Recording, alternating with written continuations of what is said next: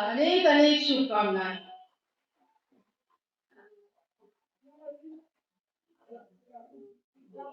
ईश्वर हम सबका इसी रूप में भाग्य बने रहे कि हमें जीवन पर्यंत युगों युगों तक उनका इसी रूप में आशीर्वाद, उनका दर्शन मिलता रहे। सबसे पहले मैं अपने परम पिता परमात्मा का जयकारा से स्वागत करना चाहूंगी। श्री कृष्ण भगवान की जय हो। श्री कृष्ण भगवान की जय हो। ईश्वरीय लिपि रूप दर्शन की जय हो। ईश्वरीय लिपि रूप दर्शन की जय हो। ओम शिव। आप में से बहुत सारे लोगों को, भक्तगणों को ज्ञात ही है कि 31 मार्च 1972 को श्री कृष्ण चेतना अवतार देवी माँ जी के पुनीत पावन कर कमलों द्वारा ईश्वर अपने लिपि रूप में, अपने ज्ञान रूप में हम सब भक्तों के अंधकार को दूर करने प्रकाश रूप में आए। श्री हरि जब लिपि रूप में अवतरित हुए तो उन्होंने श्री कृष्ण चेतना अवतार देवी माँ जी को ये संदेश दिया कि तुम्हें गरीबों का सहारा बनना है, सहारा बनना है।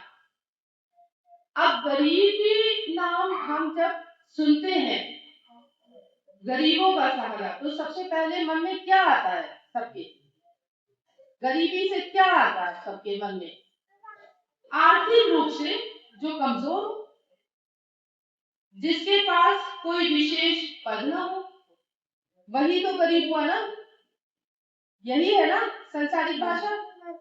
नहीं, आध्यात्मिक भाषा तो ये है कि गरीब वो है जिसके पास सत्य ना हो, जिसके पास धर्म ना हो, धर्म का सत्य रूप ना हो।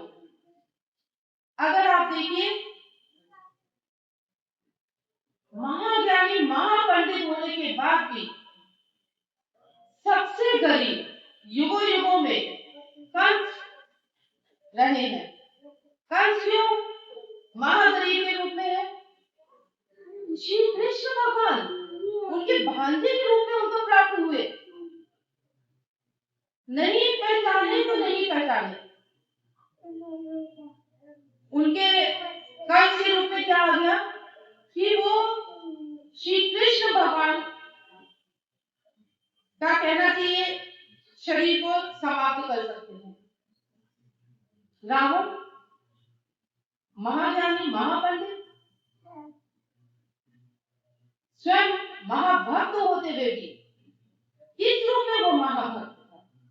वो इस रूप में महाभक्त था कि उसे अपनी तपस्या के द्वारा हर एक क्षण में उसे बहुत तपस्या करी, लेकिन उसे क्या अपनी मनोकामनाएं पूरी करनी होती, कुछ ना कुछ ईश्वर से मांगना होता था और ईश्वर ने दिया भी। कितनी बार तपस्या करी, दिया, लेकिन फिर वही बात कि धर्म के सत्य को पहचाने ही। वो तो ईश्वर के इस रूप में पूजा करता रहा, कि तपस्या करता रहा कि ईश्वर से कुछ प्राप्त हो जाए, कुछ प्राप्त हो जाए।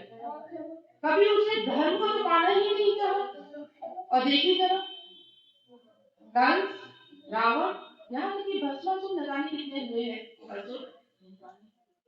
जिनकी स्वयं भगवान द्वारा उनका विनाश हो गया, जीवन लीला समाप्त कर दी गई।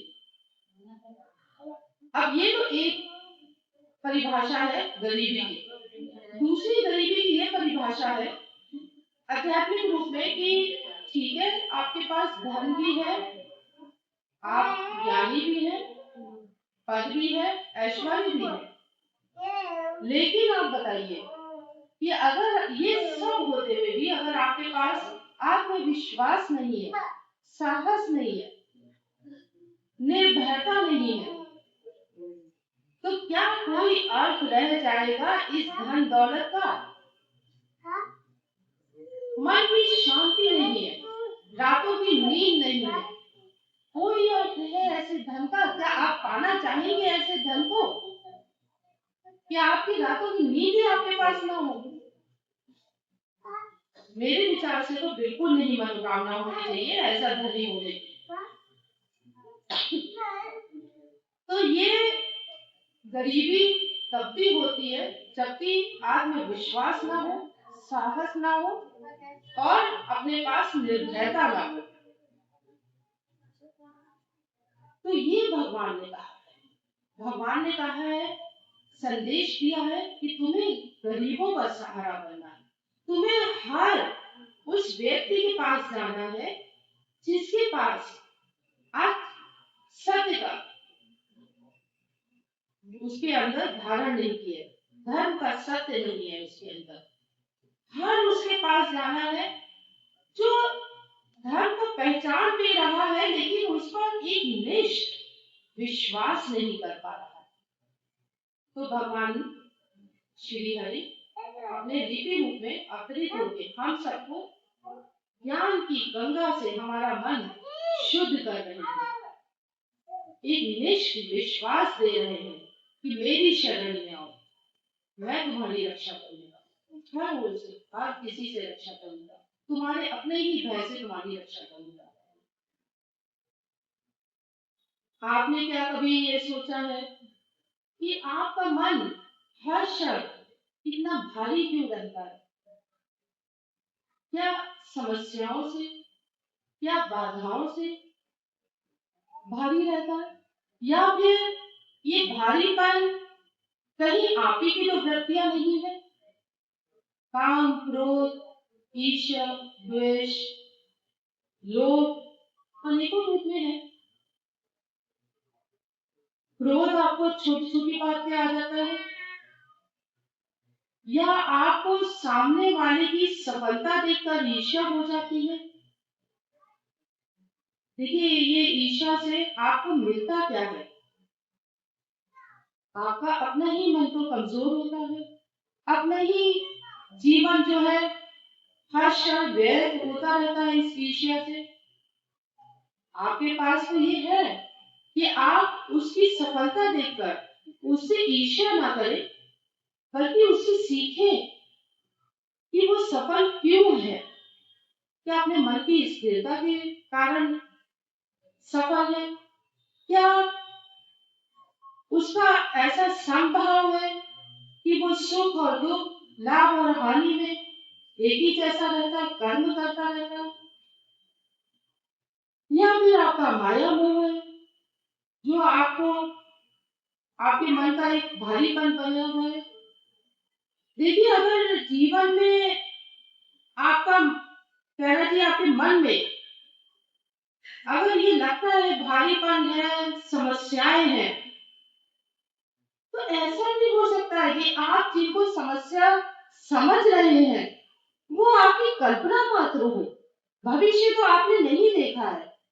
कई बार मन कल्पना ऐसी कर लेता है कि ऐसा कहीं ना हो जाए, भविष्य कहाँ हम देख सकते हैं, और जब हम उसको देख ही नहीं सकते हैं तो समस्या कैसे? तो कई बार तो समस्या होती ही नहीं है, और समस्या चलिए मान लिया कि समस्या है जीवन में, तो क्या समस्या इतनी बड़ी हो गई कि उसकी वजह से आपका जीवन रुक गया, जीवन ही आपका समाप्त होने पर आ गया? क्या इतनी बड़ी समस्या हो सकती है? नहीं। अर्थात देखिए, अगर कहा जाए तो जीवन जो है वो समस्याओं का हिस्सा नहीं है, समस्याएं जो है वो जीवन का हिस्सा है। जीवन बहुत बड़ा होता है, बहुत लंबा होता है जीवन। मैं आयु के रूप में नहीं कह रही हूँ, लेकिन जीवन भगवान का आशीर्वाद बहुत बड़ा होता है। तो ऐसा नहीं कि समस्याएं आई आपका जीवन समाप्त हो गया, जीवन में अनेकों समस्याएं आएंगी। ऐसा मैं नहीं कह रही कि समस्याएं नहीं आएंगी, आएंगी समस्याएं अनेकों, उसमें से कई समस्याएं समाप्त हो जाएंगी, कई समस्याएं रह जाएंगी, लेकिन जीवन नहीं समाप्त होगा। जीवन जब तक है तब तक आप कर्म करने की आपको क्षमता बनी रहेगी, तब तक आगे बढ़ने की क्षमता बनी रहेगी। देखिए, अगर कुछ समस्याओं का यही पहाड़ आ गया था पांडवों के आगे, अनेकों समस्याएं, जीवन लेवा समस्याएं, राक्षसग्रह और अनेकों युद्ध, कीड़ा, बहुत सारी ऐसी समस्याएं, यहाँ तक कि द्रौपदी, चीर हरण जैसी समस्याएं। तो क्या पांडव हार गए? हार गए? अपना जीवन रुक गए वहीं पर? ना वो रुके, ना वो हारे। क्यों? क्योंकि श्री कृष्ण भगवान उनके साथ है। पांडव नहीं हारे। समस्याएं जीवन में आए तो मन से नहीं हारना, कर्म करते रहना। हारते तुम तब हो जबकि तुम रुक जाते हो, जबकि तुम कर्म करना बंद कर देते हो। तो समस्याएं जब आए तो मन को मजबूत रखना है। समझने वाली बात ये भी है कि ये जो हमारी वृत्तियां हैं, जो हमारा माया मोह है, ये हमें कहीं ना कहीं ये भी हमें हरा रहा होता है। हम इससे हार रहे होते हैं। क्यों? क्योंकि हम इसमें इतना अधीन हो जाते हैं कि स्वयं की ही क्षमताओं को हम नहीं पहचान पाते। मैं यहाँ पर उदाहरण देना चाहूंगी फिर से अर्जुन जी का। सक्षम, महारथी, कोई ऐसा कुछ नहीं था जो अर्जुन जी में कमी हो। युद्ध आया धर्म अधर्म का, श्री कृष्ण भगवान का साथ मिला सारथी रूप में। उनके सामने बहुत बड़ा एक चुनौती थी कि जब अपनों ने ही धर्म की ओर से आंखें बंद कर ली थी। भीष्म पितामह, द्रोणाचार्य, कृपाचार्य, अनेकों आंखें बंद कर ली थी सबने। तब श्री कृष्ण भगवान जो कि कौरवों के पास गए थे शांति का प्रस्ताव लेकर, लेकिन अहंकार से भरे दुर्योधन ने उनका प्रस्ताव ठुकरा दिया था। तब युद्ध के लिए अर्जुन जी श्री कृष्ण भगवान को अब साथ मांग के उनसे प्रार्थना करके अपने सारथी रूप में कुरुक्षेत्र के मध्य खड़े थे। उस एक क्षण में जब धर्म युद्ध शुरू होने वाला था, आरंभ होने वाला था, तब अर्जुन जी का मन माया मोह से विचलित ही नहीं हुआ, इतना कमजोर हो गया कि उन्होंने अपने अस्त्र शस्त्र सब रख दिए और मन उनका कमजोर हो गया। तब श्री कृष्ण भगवान ने उन्हें अपना ज्ञान दिया, गीता का ज्ञान दिया और अपना विश्व रूप दिखाया, विराट रूप दिखाया। तब अर्जुन जी धर्म के लिए आगे बढ़े। तो ये देखिए माया मोह का ये है। हम तो सब एक साधारण इंसान है। अर्जुन जी का मन एक माया मोह ने अपनों के प्रति जो मोह की भावना जाग गई, जो गलत थी, क्योंकि वो अधर्म कर रहे थे, जिनके लिए वो मोह कर रहे थे, जिन परिवारजनों के लिए वो अधर्म कर रहे थे, उनके लिए मोह जाग गया और अर्जुन जी अपनी क्षमताओं को भूल गए। तो हम सब तो इंसान हैं, तो हमारे मन में अगर ये मोह जाग जाता है तो फिर हम अपनी ही क्षमताओं को क्या हर कुछ भूल जाते हैं। तो ये देखिए, जो हम आप सब कह देते हैं कि सफलता नहीं मिल रही, समस्याएं बहुत हो रही, तो ये अनेकों अनेक बार हमारी ही वृत्तियों, हमारी माया मोह के कारण आ रही होती है। समस्याएं सामने आए तो क्या होना, समस्याओं का सामना करने के लिए तुम्हें गति होनी चाहिए, शक्ति होनी चाहिए, विश्वास होना चाहिए, स्वयं पर विश्वास होना चाहिए, आत्मविश्वास होना चाहिए आगे बढ़ने के लिए। और ये आत्मविश्वास कब आएगा? जब तुम में एक निष्ठ विश्वास हो ईश्वरीय लिपि रूप दर्शन कर। हर युग में भगवान आए असत्य अधर्म का विनाश करने के लिए, अपना न्याय रूप लेकर आए। अब चाहे वो त्रेता युग में मत्स्य अवतार हो, चाहे वराह अवतार, कूर्म अवतार, चाहे नरसिंह भगवान का अवतार, चाहे श्री कृष्ण भगवान और भगवान श्री राम आए, लेकिन भगवान तो आए, लेकिन उस युग के अगर लोगों को आप देखिए तो उनका अपने भगवान में, इन अवतारों में एक निष्ठ विश्वास था। एक निष्ठ विश्वास था। उस विश्वास पे वो प्रार्थना करते थे अपने भगवान से कि हे भगवान, हमें असुरों ने हमारी जीवन को त्राही त्राही कर दिया है, आप रक्षा करें। और भगवान ने रक्षा करते थे। आज कलयुग में ईश्वर फिर अपने लिपि रूप में आए, लेकिन आज देखना चाहिए तो 54 वर्ष हो गए। भगवान की लीला तो चल रही है, भगवान अनेकों रूप में अपना दर्शन दे रहे हैं, कभी भूकंपों के रूप में, कभी विभत्स तूफानों के रूप में, कभी सुनामी के रूप में। लेकिन अभी हमें कहना जाए तो हम पहचान नहीं पाए। हम क्यों नहीं पहचान पाए कि हमारा मन भटक जाता है, एक निष्ठ विश्वास नहीं आ पाता अपने भगवान पे। जबकि भगवान ने वाणीखंड में कहा है कि हर तरह की परिस्थितियों को झेलने के लिए मैं शक्ति रूप में तुम्हारे सामने हूँ, तुम्हारे साथ हूँ।